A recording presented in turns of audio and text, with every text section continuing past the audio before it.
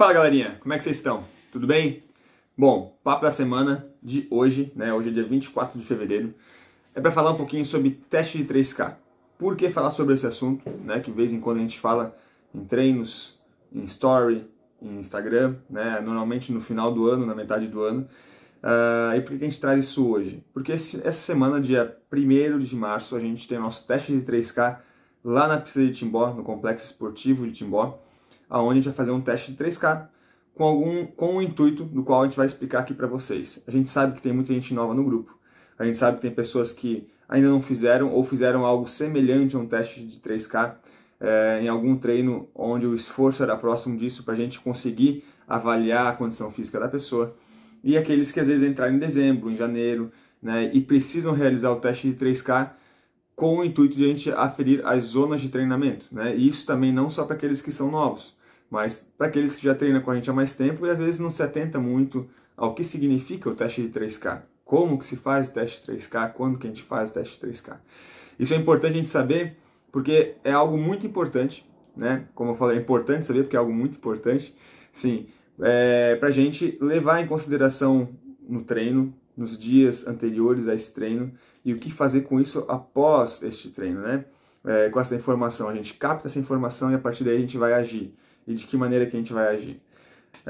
Bom, é importante a gente destacar que quando a gente entra em alguma modalidade esportiva, e eu estou falando aqui sobre corrida, a gente cria diversos perfis, né? Então tem aqueles que querem fazer por qualidade de vida, independente da distância, né? Tem aqueles que querem fazer os 5, aqueles que simpatizam com 10, com 21, com 42, tem aqueles que ficam fazendo um pouco de tudo, né? Tem aqueles que vão fazendo uma escadinha ao longo do tempo, e a gente tem que saber quais são as zonas de treino que a gente vai desempenhar ao longo do tempo, ao longo das semanas, ao longo dos meses, para realizar com qualidade os treinos metrificados da maneira mais correta possível, né? Se é um treino leve, qual que é o ritmo que eu utilizo? Se é um treino forte, qual que é o ritmo que eu utilizo? Lembre-se, um treino forte para um treino de uma prova de 5 km, uma prova de 10, 21, 42, são ritmos totalmente diferentes, né? Então, de acordo com o objetivo de cada pessoa, a gente precisa passar uma métrica de treino, né, de esforço, para que essa pessoa treine de maneira adequada e que ela não execute paces voltados para provas de 5 km, provas mais curtas, treinando para uma prova de maratona, né? E vice-versa. Então, de acordo com o objetivo de cada pessoa, a gente consegue indicar qual que é o ritmo, qual que é o tipo de treino, e através de um teste de esforço, aí, que nesse caso é o teste de 3 km na pista. E como que faz esse treino? Isso é o mais importante, né? Porque todo mundo sabe o que é um teste de 3K, é um teste de 3 km correndo. Como que a gente pode avaliar isso? Bom, é importante a gente fazer quando se tem acesso, né, a uma pista de atletismo, é importante a gente fazer da maneira correta, né? Então hoje em dia é muito comum as pessoas usarem GPS e se basearem pelo GPS na distância de 3 km e às vezes aí acontecem alguns erros. Então quando a gente faz esse teste na pista, é importante salientar que 3 km são 7 voltas e meia. Por quê? Às vezes o GPS conta errado na pista, você já deve ter visto, né? Quem já corre com GPS, já treinou na pista, percebe que às vezes dá um pouco mais, às vezes dá um pouco menos.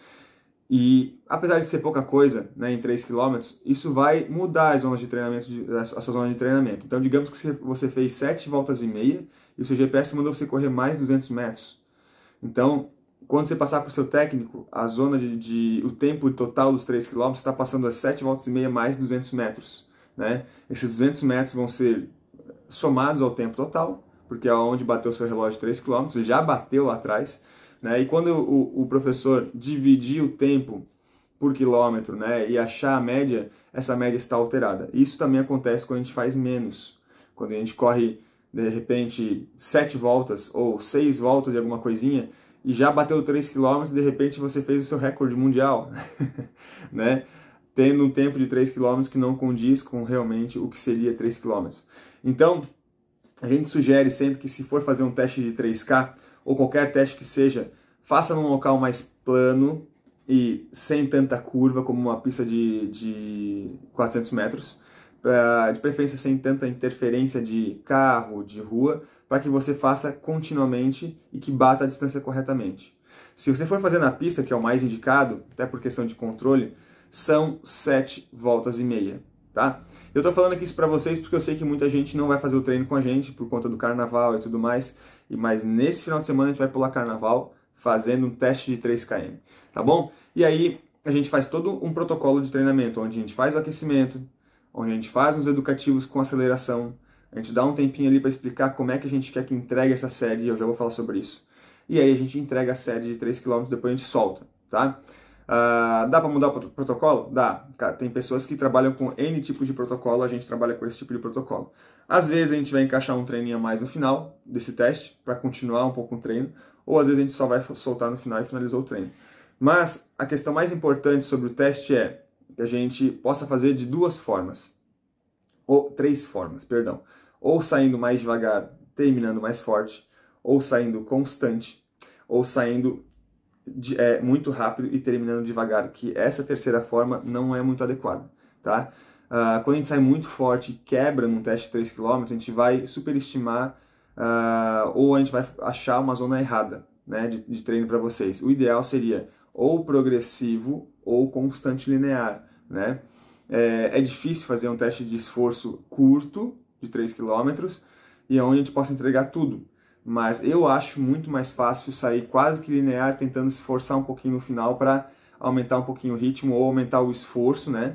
E entregar tudo ali, do que sair muito forte, quebrar, sofrer, reduzir o ritmo, ficar mais lento no caso, e depois ter que achar a métrica dentro desses 3 km. Dessa forma, fazendo linear ou progressivo, a gente consegue atingir aí uma métrica muito, muito próxima do máximo da nossa capacidade aeróbia nesses 3 km e consegue achar a famosa zona 1, zona 2, zona 3, zona 4, zona 5, às vezes zona 6, né? E dentro dessas zonas a gente consegue trabalhar os nossos ritmos, né, em treinos curtos e leves, treinos de rodagem leve, treinos longos leves, treinos intervalados fortes, treinos de VO2 onde é intervalado e muito forte, né? E aí entra os Z6 no finalzinho, só para complementar, os Z6 que seria praticamente sprints, né? Seriam muito fortes. Mas de forma geral, para quem não trabalha com zona, nós temos aí 3 cargas, né?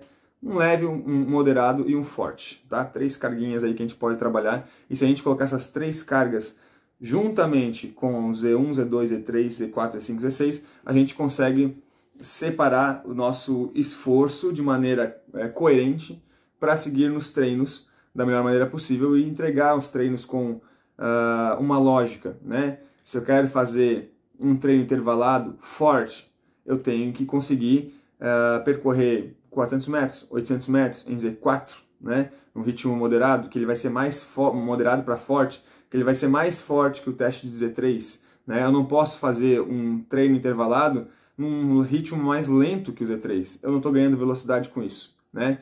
Da mesma maneira, se eu quero fazer um treino longo para melhorar minha resistência aeróbia, eu tenho que sair numa zona abaixo do Z3. Eu não posso sair acima do Z3, senão eu não vou aguentar, né? Então, quando a gente fala sobre ritmo de treinamento, né, e as zonas de treinamento, ou esforço na questão do treinamento, a gente tem que saber, baseado num teste, qual que é o nosso tempo, qual que é a nossa média de minutos por quilômetro, e através disso a gente consegue estipular para vocês uma melhor zona de treinamento, tá bom? Então, como que a gente faz isso, né? Através desse protocolo. Quando que a gente faz isso? Bom, a gente pode fazer isso no começo do ano, algumas pessoas do nosso grupo já fizeram. Quando vem uma pessoa nova para treinar com a gente, por planilha ou consultoria, a gente já faz um teste já na sequência para ter uma metrificação daquele ritmo daquela pessoa e começar os treinamentos, né? Algumas a gente vai fazendo uma adaptação, vai analisando os treinos e depois a gente faz um teste também. Porque nem todas as pessoas começam a treinar juntas, né? Às vezes as pessoas começam agora, no mês que vem, daqui a 2, 3 meses, e a gente precisa fazer esse teste em algum momento. Mas, de forma geral, a gente aqui, dentro do nosso cronograma, tanto para o grupo de corrida quanto para as planilhas que ainda não fizeram, às vezes a gente até sugere que faça de novo. Esse mês de março a gente vai fazer o teste por quê? Quem estava fazendo a base ali do finalzinho de dezembro até agora finalizou a base e está no ponto de fazer essa troca para o período de intensidade. Então a gente tem que reavaliar as zonas, né, e metrificar isso.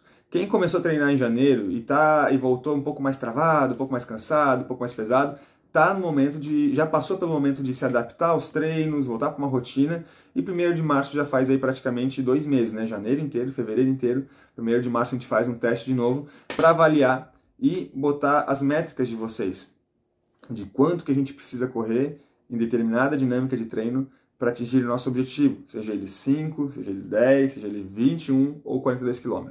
Tá bom? Então por isso que a gente faz o teste de 3, por isso que esse final de semana também vai ter um teste de 3, e é muito importante que vocês participem.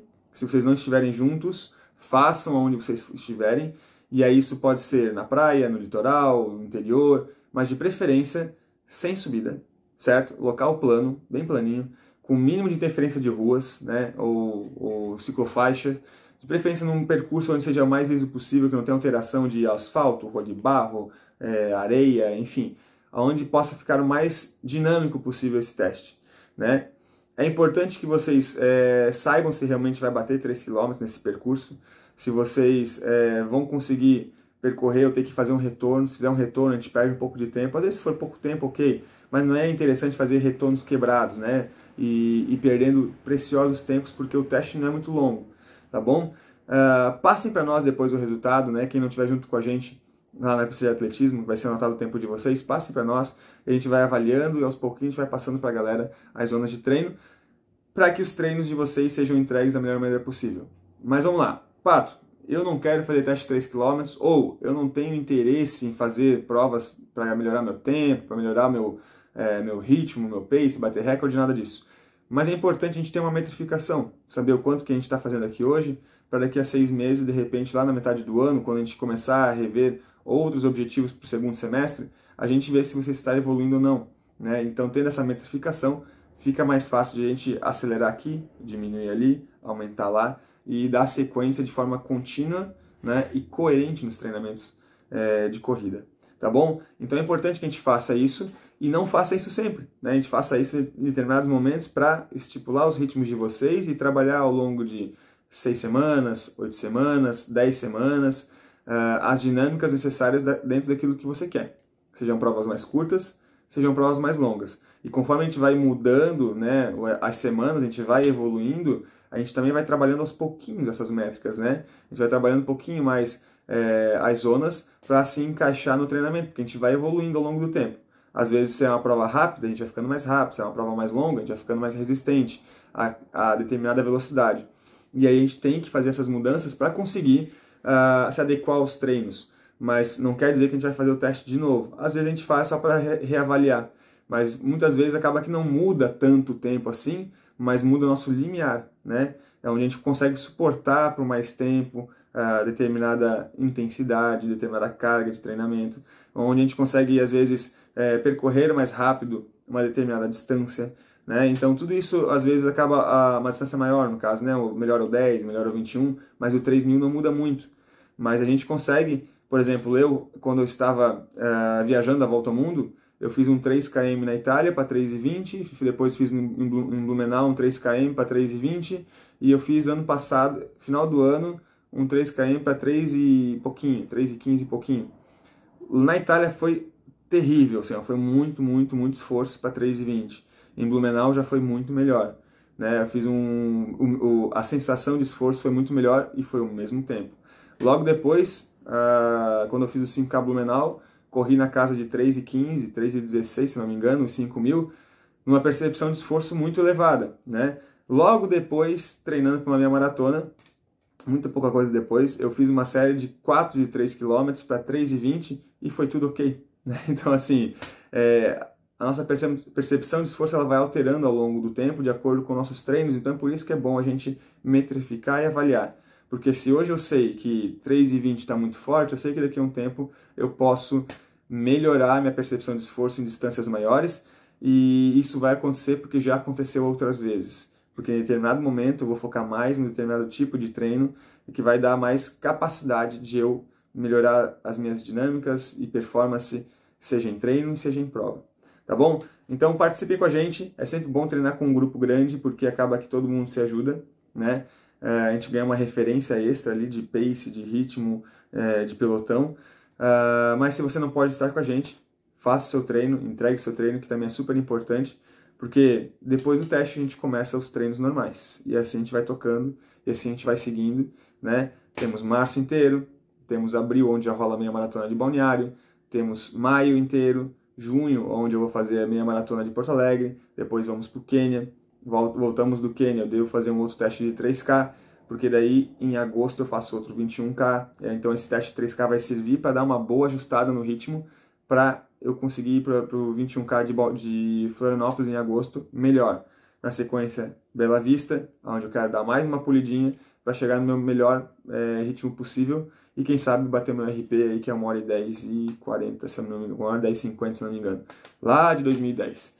Então a gente tem que ter essas métricas para ter um controle de treino, a gente ficar se olhando, mas não precisa fazer sempre, mas sempre que for fazer, tem que fazer bem feito. Beleza? Então é isso, galera. Participe do treino se possível, treinem aonde vocês estiverem, se não for possível, vir treinar com a gente.